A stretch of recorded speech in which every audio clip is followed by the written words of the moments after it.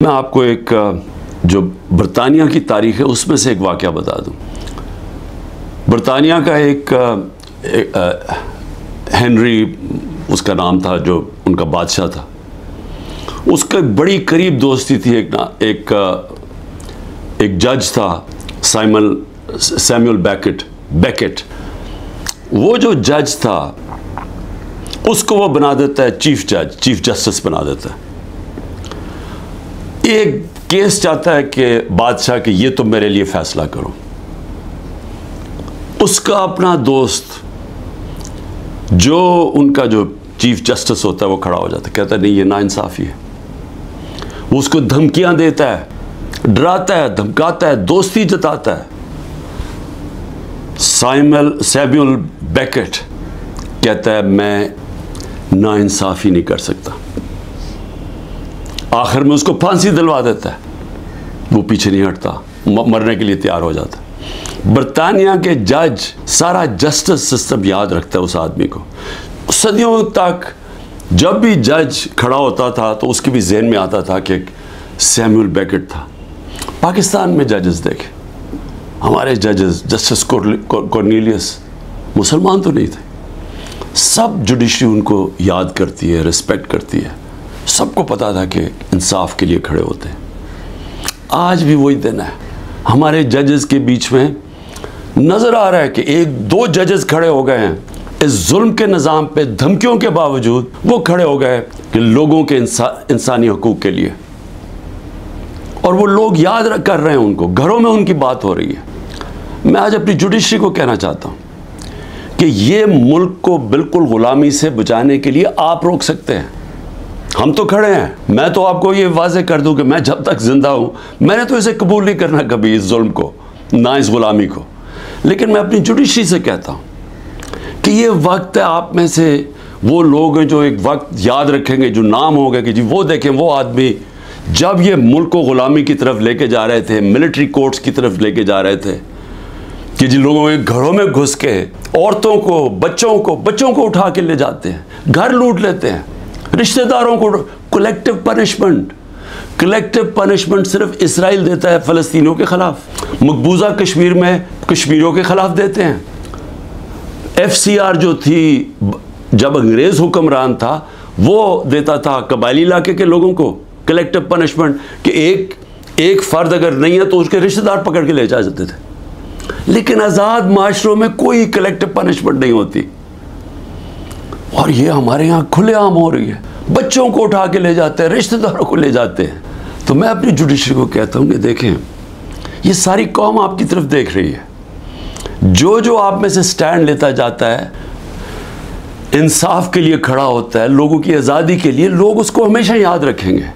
लेकिन उनको भी देख रहे हैं जो वो कहते हैं ना, वो तिफल क्या करेगा जो घुटनों के बल चले, जो पहले ही से गिरे हुए हैं, ताकत के सामने सर झुका के बैठे हुए हैं। उनको भी, उन जजेस को भी लोग देख रहे हैं, उन सहाफ़ियों को लोग देख रहे हैं।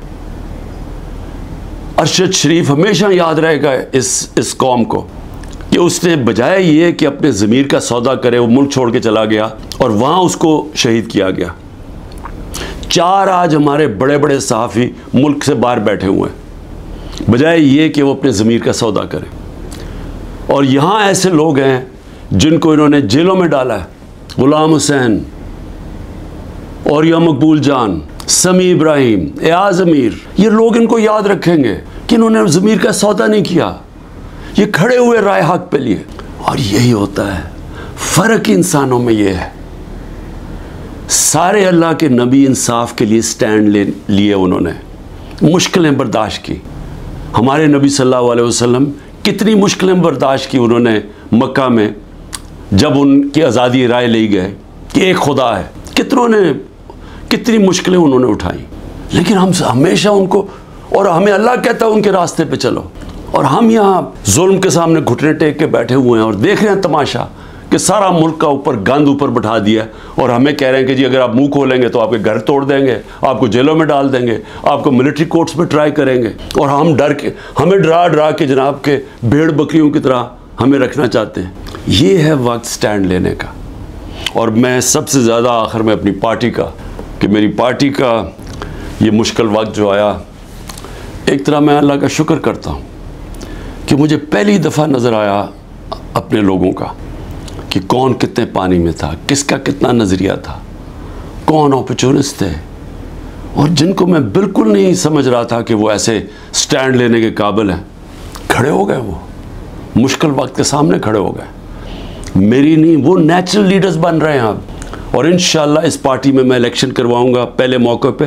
नेशनल लीडरशिप, नेचुरल हमारी पॉलिटिकल लीडरशिप निकलेगी, और ये होगी इंशाल्लाह वो असल तहरीक इंसाफ जो इस मुल्क के अंदर, जो 27 साल पहले मैं निकला था, इंसाफ का, अदल और इंसाफ इस मुल्क में सबसे पहले कायम करेंगे, फिर ये मुल्क खुशहाल होगा। वो इंशाल्लाह वो लीडरशिप निकल रही है। इन्होंने अब क्या किया है, अब 2 कानून लेके आ रहे हैं।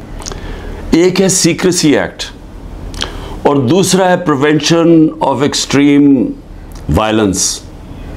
वो एक में ही क्या कर रहे हैं कि आप इंटेलिजेंस एजेंसीज को किसी मसलन मेरे ऊपर एक फ़ौज के इदारे में, इंटेलिजेंस के इदारे में एक आदमी मेरे ऊपर कत्ल करने की कोशिश करता है, जो मुझे पता है उसने किया।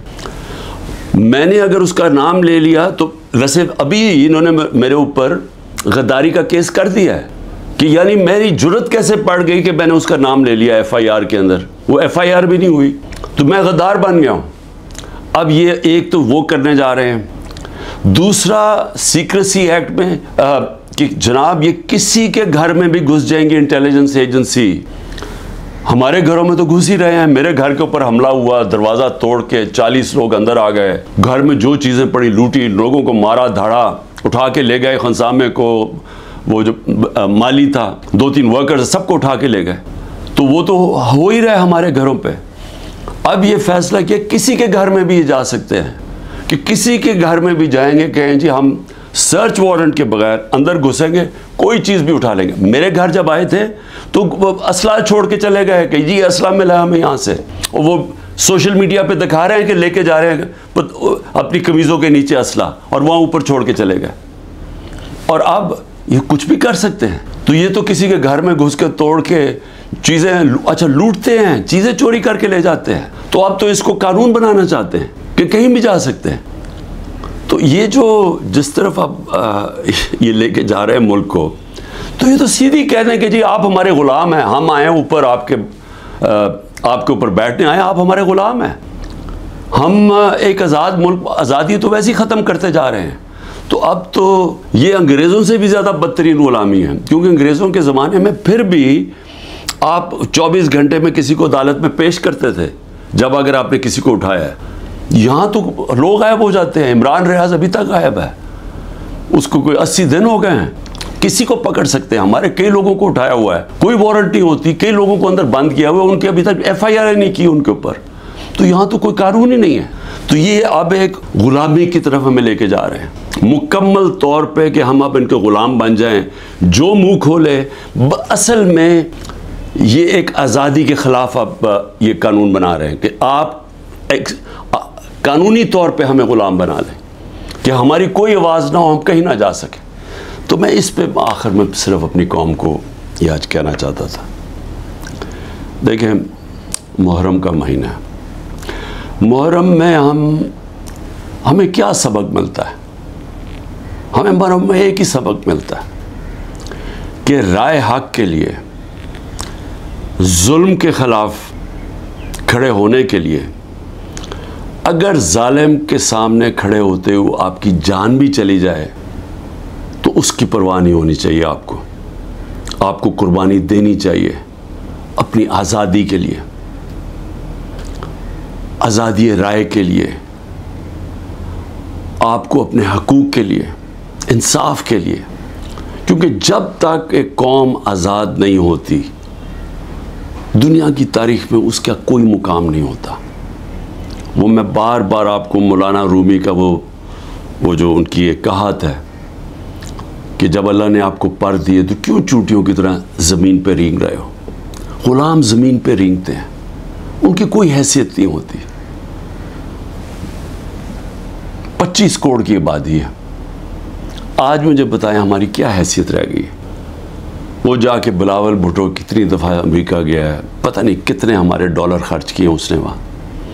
और जब नरेंद्र मोदी वहाँ गया तो उसको ऐसा उन्होंने जिस तरह का इस्तकबाल दिया। और उसके बाद बायलैटरल टॉक थी उन दोनों के बीच में, अमेरिका और इंडिया। पाकिस्तान को उन्होंने दहशतगर्द बना दिया कि जी धमकी दी कि दहशतगर्दी बंद करो। ये हैसियत रह गई है। हिंदुस्तान जाता है बिलावल भुट्टो, जो उनका फॉरेन मिनिस्टर इसको जलील करता है। मैंने कभी किसी कॉन्फ्रेंस में एक होस्ट मुल्क जो होस्ट कर रहा है, मैंने कभी नहीं देखा इस तरह की जिल्लत। तो क्या हैसियत रह गई है कि ये हमारी हैसियत है, क्योंकि गुलामों की क्या हैसियत है। तो मैं आज आप सबको ये आज पैगाम देना चाहता हूँ कि मेरे नबी सल्लल्लाहु अलैहि वसल्लम के नवासे ने राय हक के लिए एक जालिम के सामने अपनी कुर्बानी देने के लिए वो तैयार हो गए, लेकिन जुल्म के सामने झुकने से उन्होंने मना किया। उन्होंने कहा मैं इससे बेहतर है, और मैं कहता हूँ कि ग़ुलामी से बेहतर है मौत। और सदियों तक हर वक्त जब मुसलमान जुल्म के सामने खड़ा होता था तो उनको याद आता था कि हमारे नबी सल्लल्लाहु अलैहि वसल्लम के नवासे ने जालिम के सामने सर नहीं झुकाया, सर कटवा लिया।